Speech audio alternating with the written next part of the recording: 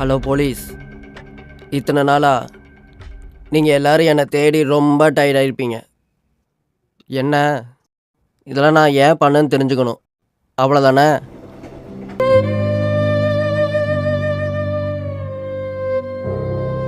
என் தம்பி எவ்வளவு கத்தியிருப்பான், கதறி இருப்பான். அதான் இவங்க எல்லாத்தையும் ரசித்து ருசித்து அணுவணுவாக சித்திரவதை பண்ணி கொன்னேன். அவன் செத்ததுக்கு இவங்க மட்டும் காரணம் கிடையாது, நீங்களும் காரணம்தான். நாங்கள் அங்கே ஊருக்கு வந்தது பொழைக்கிறதுக்காக மட்டும்தான். ஆனால் நீங்கள் அடிக்கிறீங்க, மிதிக்கிறீங்க, வெட்டுறீங்க, குத்துறீங்க.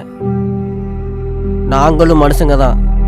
வடக்கண்ணா எப்படி தமிழில் பேசுகிறேன்னு தானே பார்க்குறீங்க?